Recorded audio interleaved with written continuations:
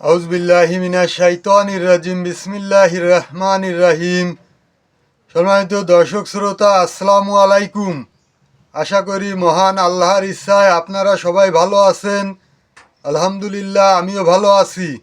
আমি মোহাম্মদ জুয়েল মোল্লা, আমার ইউটিউব চ্যানেলের পক্ষ থেকে আপনাদের সবাইকে জানাই আন্তরিক শুভেচ্ছা ও অভিনন্দন। আজ আমি আপনাদের সামনে একটা অত্যন্ত মূল্যবান এবং গুরুত্বপূর্ণ বিষয় আলোচনা নিয়ে উপস্থিত হয়েছি। আজকের আলোচনার বিষয় বাংলাদেশের মহান জাতীয় সংসদে সন্ত্রাস বিরোধী আইনের যে বিল পাশ হয়েছে, সেখানে আওয়ামী লীগের কার্যক্রম নিষিদ্ধ হয়েছিল। অন্তর্বর্তী সরকারের সময় এটাকে বহাল রাখা হয়েছে, এজন্য সরকারকে ধন্যবাদ জানাই। এছাড়াও সরকারের আরও কয়েকটা পদক্ষেপ যা জনগণের কাছে খুবই প্রশংসনীয়। এগুলোর মধ্যে রয়েছে, যেমন কয়েকদিন আগে ডিজিএফআই এর সাবেক 2 কর্মকর্তাকে গ্রেপ্তার করা হয়েছে। এরা রয়ের এজেন্ট। আর একজন রয়ের এজেন্ট শিরিন শারমিন চৌধুরী, সাবেক অবৈধ সরকারের স্পিকার, স্বৈরাচারের স্পিকার, তাকে গ্রেপ্তার করা হয়েছে। এ নিয়ে ভারতীয় গণমাধ্যমে অনেক আলোচনা সমালোচনা হচ্ছে।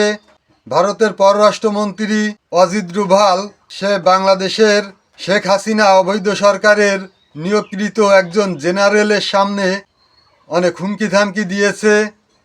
তারা বলেছে যে তারেক রহমান আমাদের সঙ্গে চুক্তি ভঙ্গ করছে, আমাদেরও ধৈর্যের শেষ আছে, আমরা আর বেশি দিন হাত গুটিয়ে বসে থাকব না। এই অবৈধ সরকারের যে কাপুরুষ জেনারেল, এদেরকে এখনই বিদায় করা উচিত। তারা এই কথা শুনে, তাদের এই হুমকি ধামকি শুনে কেন চুপ করে বসেছিল? তারা কেন দাঁত ভাঙা জবাব দিল না? বাংলাদেশ একটা স্বাধীন রাষ্ট্র, এই দেশ কিভাবে চলবে, এই সরকার কার বিচার করবে না করবে, কাকে গ্রেপ্তার করবে না করবে, এটা একমাত্র বাংলাদেশের আভ্যন্তরীণ এবং ব্যক্তিগত বিষয়। এটা নিয়ে নাক গালানোর তোরা কারা? তোদের ক্ষমতা থাকে, তোরা পারলে কিছু করিস। কেন সে দাঁত ভাঙা জবাব দিল না? জনগণের টাকায় এইসব কাপুরুষ ইন্ডিয়ান দালালদের বেতন দেয়া হচ্ছে। যাই হোক, আজকের আলোচনার বিষয় ওটা না। ভারতের বিভিন্ন গণমাধ্যমের থেকে পাওয়া তথ্য অনুযায়ী তারেক রহমানের সঙ্গে নাকি ভারতের একটা চুক্তি হয়েছিল, অলিখিত চুক্তি, অর্থাৎ মৌখিক চুক্তি, যে তোমাকে আমরা ক্ষমতায় আসতে সহযোগিতা করব। তারা সহযোগিতা করবে, তাদের সহযোগিতার হাত হচ্ছে তাদের এই দেশে দালাল আছে, একটা ভোট ব্যাংক আছে, এছাড়া কিছু সরকারি কর্মকর্তা কর্মচারী আছে অবৈধ হাসিনার নিয়োগকৃত।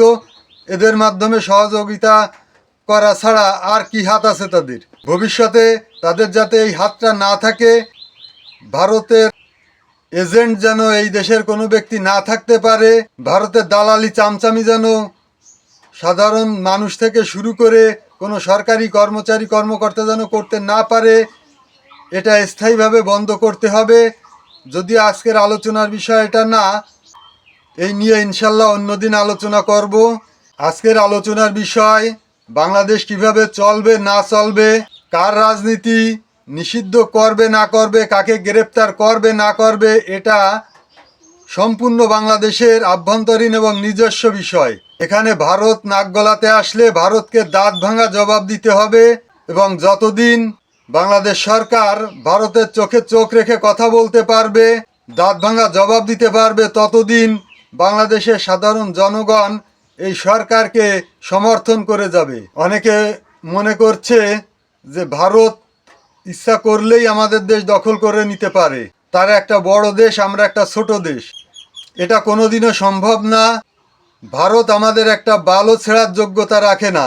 তার কারণ আমরা একা নই, আমাদের সঙ্গে পাকিস্তান আছে। ভারত আমাদেরকে আক্রমণ করতে আসলে পাকিস্তান হাত গুটিয়ে বসে থাকবে না।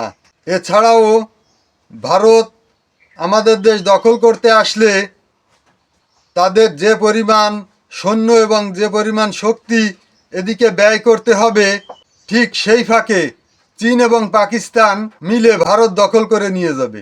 ভারত এটা জানে, এজন্য এরা মুখ দিয়ে বড় বড় বুলি ছাড়বে, কিন্তু কাজে এরা আমাদের কিছুই করার যোগ্যতা রাখে না। ভারতের সঙ্গে বিএনপির যে চুক্তি ছিল ভারতের গণমাধ্যমের তথ্য অনুযায়ী যে তোমাদেরকে আমরা ক্ষমতায় আসতে সহযোগিতা করব, তোমরা ক্ষমতায় যে আওয়ামী লীগকে রাজনীতি করার সুযোগ দিতে হবে, শেখ হাসিনার মৃত্যুদণ্ড বাতিল করতে হবে, আওয়ামী লীগকে রাজনীতি করার সুযোগ দিতে হবে, জামাত ইসলামকে যেন মন্ত্রিসভায় কোনো জায়গা না দেওয়া হয়, জামাতকে যেন কোনো স্পেস না দেওয়া হয় ইত্যাদি কয়েকটা বিষয়ে নাকি চুক্তি হয়েছিল। তাদের অভিযোগ তারেক রহমান ক্ষমতায় যে নাকি তাদের সঙ্গে চুক্তি ভঙ্গ করছে। তারেক রহমান কি বেকুব যে ওদের কথা মতন আওয়ামী লীগকে রাজনীতি করার সুযোগ দেবে? সে কি অতীত ভুলে গেছে? সে অতীত ভুলি নাই। সরকারকে দীর্ঘমেয়াদে ক্ষমতায় টিকে থাকতে হলে এই আওয়ামী লীগের বিচার করতে হবে এবং এদের বিচারের ব্যাপারে আরও কঠোর অবস্থানে যেতে হবে। কোনোভাবেই তাদেরকে রাজনীতির ময়দানে আর সুযোগ দেওয়া যাবে না এবং তারা যেন এই নিষিদ্ধ দল আওয়ামী লীগ যেন আর কোনোভাবেই রাজনীতির ময়দানে ফিরে আসতে না পারে, সেজন্য সরকার এবং সব শ্রেণীর জনগণ, সরকারি দল, বিরোধী দল সবাইকে ঐক্যবদ্ধ থাকতে হবে। অর্থাৎ আওয়ামী লীগ যদি মাঠে নামে বা নামার চেষ্টা করে, জামাত, বিএনপি, এনসিপি সহ সকল রাজনৈতিক দল এবং সাধারণ জনগণ মিলে মব সৃষ্টি করে এদেরকে পিটিয়ে উঠিয়ে দিতে হবে, এদেরকে মেরে ঘরে উঠিয়ে দিতে হবে। সম্মানিত দর্শক বন্ধুরা, এই ছিল আজকের আলোচনা। আশা করি আজকের আলোচনা আপনাদের সবার কাছে খুবই ভালো লেগেছে। এই ধরনের আলোচনা নিত্য নতুন সবসময় পেতে আমার চ্যানেলটাকে সাবস্ক্রাইব করবেন এবং অল বাটনে চাপ দিয়ে নোটিফিকেশান বাজিয়ে রাখবেন। তাহলে পরবর্তী ভিডিও ছাড়লেই আপনার কাছে পৌঁছায় যাবে এবং বেশি বেশি শেয়ার করে আত্মীয় বন্ধুবান্ধব সবাইকে দেখার সুযোগ করে দিবেন।